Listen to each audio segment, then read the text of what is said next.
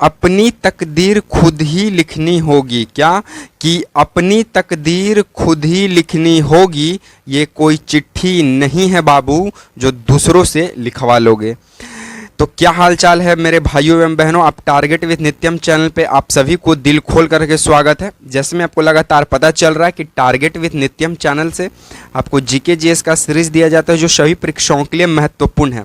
आप किसी भी एग्जाम की तैयारी कर रहे हैं दोस्त, वो बिहार पुलिस होगा, बिहार एसएससी होगा, बीपीएससी होगा, बिहार शिक्षक भर्ती होगा या फिर बिहार दरोगा होगा, कोई भी परीक्षा होगा, अगर उसमें आपसे जीके जीएस से सवाल पूछे जाते हैं तो ये आपके वीडियो आप ही के लिए है। ठीक है, पहले आप जीके ये जो मेरा वीडियो है, ये पहले वीडियो को देखिए। वीडियो आपको देखने में अच्छी लगती है, वीडियो पसंद आता है, तभी वीडियो को लाइक कीजिए, शेयर कीजिए और कमेंट करना मत भूलिएगा। तो चलिए आपकी ज़्यादा समय की बर्बादी नहीं करेंगे, उससे पहले हम आपको बता दें कि बहुत सारे दोस्तों को डाउट है कि सर किस एग्ज़ाम के लिए उपयोगी है, तो ये सभी परीक्षाओं के लिए उपयोगी है।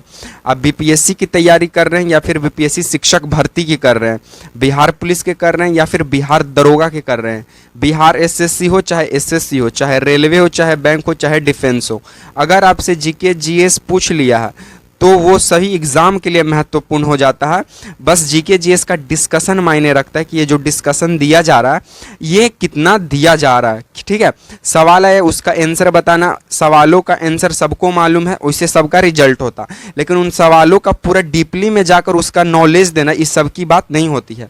तो कहीं ना कहीं आप इस चैनल पे आए हैं तो सही जगह ही आए हैं। तो पहले आप वीडियो देखिए, वीडियो आपको समझ में आता है, सही लगता है कॉन्सेप्ट, तभी वीडियो को लाइक, चैनल को सब्सक्राइब कीजिएगा। ठीक है, तो चलिए ज़्यादा हम बात फालतू की नहीं करेंगे, हम आपकी सवालों से हम सीधे शुरुआत करते हैं। भारतीय रिजर्व बैंक जिसे आरबीआई कहा जाता है, इसके पहले गवर्नर कौन थे? Option A C D Deshmukh, option B Sukumar Sen, option C Amartya Sen, option D C Rajagopalachari.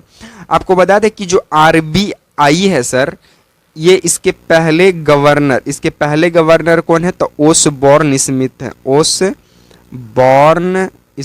Osborne Smith है। ठीक है, आरबीआई के पहले भारतीय गवर्नर, तो आरबीआई के पहले भारतीय गवर्नर सीडी देशमुख थे। कौन थे? सीडी देशमुख। सीडी देशमुख कहने का मतलब क्या है? तो सीडी देशमुख कहने का मतलब होता है क्या?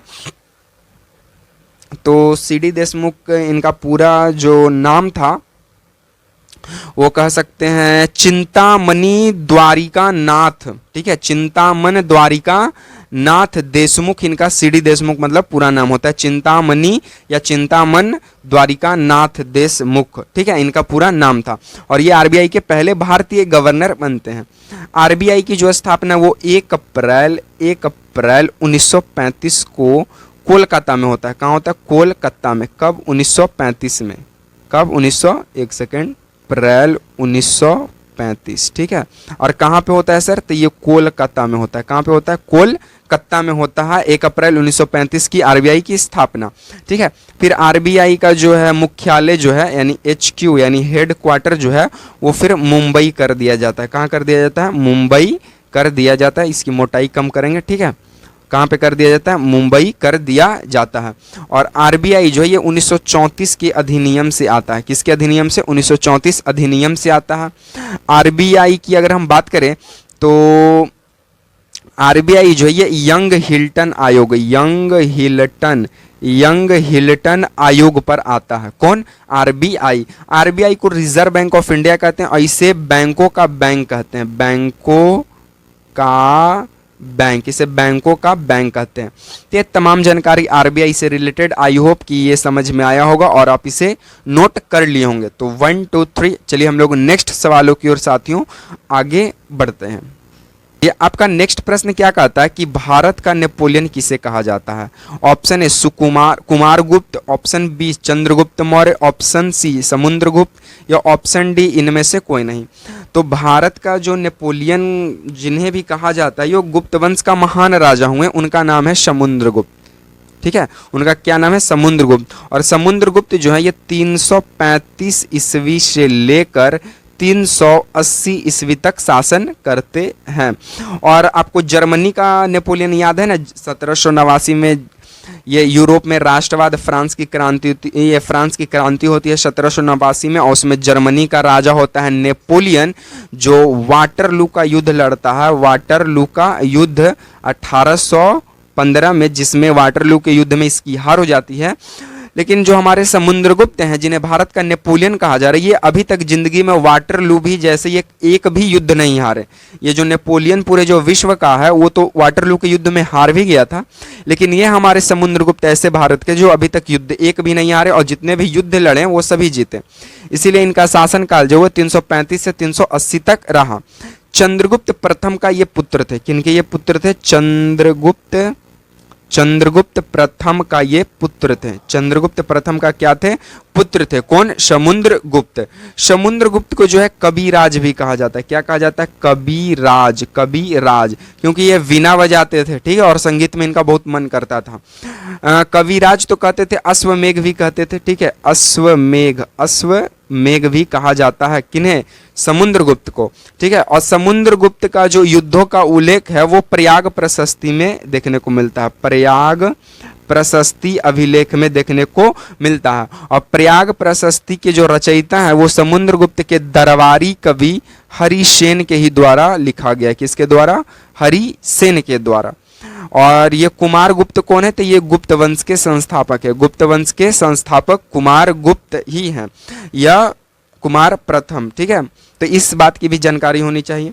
चंद्रगुप्त मौर्य कौन है? तो ये वही चंद्रगुप्त मौर्य जो नंदवंश को मारकर मौर्य साम्राज्य की स्थापना करता है, और इसी से एक चंद्रगुप्त मौर्य से ही एक महान शासक, यानी चंद्रगुप्त मौर्य का पोता कह सकते हैं, महान अशोका द ग्रेट निकलते हैं, ठीक है। तो ये सारी जानकारी आप यहां से रिलेटेड ध्यान में रखिएगा। चलिए नेक्स्ट आपका सवाल क्या कहता है कि कांग्रेस का प्रथम विभाजन कब हुआ? ऑप्शन ए 1905 में, ऑप्शन बी 1917 में, ऑप्शन सी 1907 में, या ऑप्शन डी 1925 में। आपको बता दें कि जो कांग्रेस की जो स्थापना है वो 28 दिसंबर 1885 को हुआ। कहाँ पे हुआ? तब मुंबई में हुआ। कहाँ पे हुआ है? मुंबई में हुआ। और मुंबई में भी कहाँ? तो तेज गोकुल दास, लिख दे क्या? हाँ लिख देते हैं, गोकुल दास तेजपाल संस्कृत विद्यालय में जो है कांग्रेस की स्थापना होती है, ठीक है, 1885 में। और इसकी स्थापना A.O. ह्यूम के द्वारा किया जाता है। किसके द्वारा? A.O. ह्यूम के द्वारा किया जाता है, ठीक है। उसके बाद जब कांग्रेस की जब स्थापना हो रही थी तो उसमें के वायसराय कोई होंगे, तो उसमें के भारत के वायसराय कौन थे? तो वायसराय लॉर्ड डफरिन थे। कौन थे? लॉर्ड डफरिन थे। इसीलिए लाला लजपत राय कहना है क्या कि कांग्रेस जो है वो लॉर्ड डफरिन के मस्तिष्क का उपज है। क्या? लाला लाजपत राय कहते हैं कि जो कांग्रेस है वो डफरिन के मस्तिष्क का क्या है? उपज है, ठीक है। और कांग्रेस का जो प्रथम विभाजन है वो 1907 में देखने को मिलता है। 1907 में सूरत अधिवेशन होता है। कौन सा अधिवेशन? सूरत अधिवेशन होता है, जिसकी अध्यक्षता कौन करते हैं? जिसकी अध्यक्षता डॉक्टर रास बिहारी घोष, ठीक है, रास बिहारी घोष, ना कि क्या, एक होता है रास बिहारी, ठीक है, बोस, लेकिन ये है रास बिहारी, लिख देते हैं रास बिहारी घोष, नो की क्या, रास, ठीक है। कोई कहीं लिख देता है बोस, रास बिहारी बोस, लेकिन होगा रास बिहारी घोष, जो कि 1907 में सूरत अधिवेशन करते हैं और 1907 में कांग्रेस का प्रथम विभाजन हो जाता है। लेकिन फिर जाकर 1916 में, आई होप आप इसे पहले पूरा नोट कीजिए, उसके बाद हम पूरी कहानी बताएंगे, ठीक है। 1 2 3 आप कर लिए होंगे, ठीक है। अब पूरी कहानी जब 1907 में कांग्रेस का विभाजन हो जाता है तो फिर 1916 में लखनऊ अधिवेशन होता है। कौन सा अधिवेशन? लखनऊ अधिवेशन होता है, जिसकी अध्यक्षता अंबिका चरण मजमूदार करते। जो कांग्रेस का विभाजन हुआ था वो 2 पार्ट में हुआ था, एक नरम दल और एक गरम दल। तो 1916 में जैसी अधिवेशन होता है कांग्रेस का लखनऊ में, तो उस वक्त नरम दल प्लस गरम दल, और मुस्लिम लीग भी थोड़ा बिछड़ गया था, तो मुस्लिम लीग ये भी आकर एक मंच पर दिखाई देती है 1916 के कांग्रेस अधिवेशन में। तो आपसे पूछेगा कांग्रेस का प्रथम विभाजन 1907 में, कांग्रेस का उसके बाद मिलन कब हुआ तो 1916 में। 1917 में कांग्रेस का अधिवेशन कोलकाता में होता है जिसकी अध्यक्षता एनी बेसेंट करती है। और सॉरी, फिर कांग्रेस का 1925 में अधिवेशन होता है, कानपुर अधिवेशन होता है जिसकी अध्यक्षता सरोजिनी नायडू भारत की प्रथम महिला करती है। तो आई होप आप इसे पूरी जानकारी को आप ध्यान में रखिए। चलिए नेक्स्ट सवाल आपसे क्या कहता है कि भारत छोड़ो आंदोलन की शुरुआत कब हुई? ऑप्शन ए 1913 में, ऑप्शन बी 1919 में, ऑप्शन सी 1925 में, ऑप्शन डी 1942 में। दोस्तों आपको बता दें कि जो भारत छोड़ो आंदोलन की शुरुआत है उससे पहले आपको बता दें कि 1913 में जो है ये आपकी गद्दर पार्टी की स्थापना होती है। किस पार्टी की? गद्दर पार्टी की स्थापना होती है लाला हरदयाल के द्वारा। लाला हरदयाल के द्वारा इसकी स्थापना होती है। 1919 में रॉलेक्ट एक्ट आता है, 1919 में रॉलेक्ट एक्ट आता है और 13 अप्रैल 1919 को 13 अप्रैल 1919 को जालियांवाला बाग हत्याकांड भी होता है पंजाब के अमृतसर में। ठीक है। फिर 1925 में काकोरी ट्रेन डकैती होती है, काकोरी ट्रेन एक्शन या फिर काकोरी ट्रेन डकैती होती है। ठीक है। और 1925 में ही कानपुर में कांग्रेस का अधिवेशन होता है जिसकी अध्यक्षता भारत की प्रथम महिला सरोजिनी नायडू कांग्रेस की तरफ से करती है। और 1942 में जाकर भारत छोड़ो आंदोलन की शुरुआत होती है। तो पहले आप इतना लिख लीजिए, उसके बाद हम फिर पूरे भारत छोड़ो आंदोलन की पूरी कहानी बताते हैं। तब भारत छोड़ो आंदोलन की शुरुआत जो है वो 8 अगस्त 1942 से शुरू होता है। इसलिए भारत छोड़ो आंदोलन को अगस्त आंदोलन के भी नाम से जानते, अगस्त आंदोलन या फिर अगस्त की क्रांति के भी नाम से जानते हैं। इसकी जो भारत छोड़ो आंदोलन की जो शुरुआत है वो मुंबई से होता है। ठीक है। मुंबई से अखिल भारतीय कांग्रेस कमेटी के द्वारा। ठीक है। और इसमें गांधी जी इसके मेन शुरुआत करता रहते हैं। ठीक है। और इसमें गांधी जी करो या मरो का नारा देते हैं, करो या मरो का नारा देते हैं। कौन? गांधी जी। ठीक है। लेकिन भारत छोड़ो आंदोलन के समय कोई वायसराय होगा तो उस वक्त वायसराय था लिनलिथ गो था। ठीक है। अच्छा, भारत छोड़ो यह नारा किसने दिया? तब भारत छोड़ो नारा यूसुफ मेहरली ने दिया है। यूसुफ मेहर अली जो है वो भारत छोड़ो नारा दिए। ठीक है।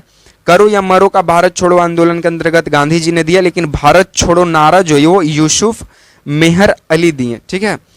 उसके बाद आप इतना पहले नोट कीजिए, उसके बाद फिर पूरी कहानी बताते हैं। फिर क्या होता है कि भारत छोड़ो आंदोलन के समय बहुत सारे नेता को गिरफ्तार भी किया जाता है, जिसमें गांधी जी को भी गिरफ्तार किया जाता है।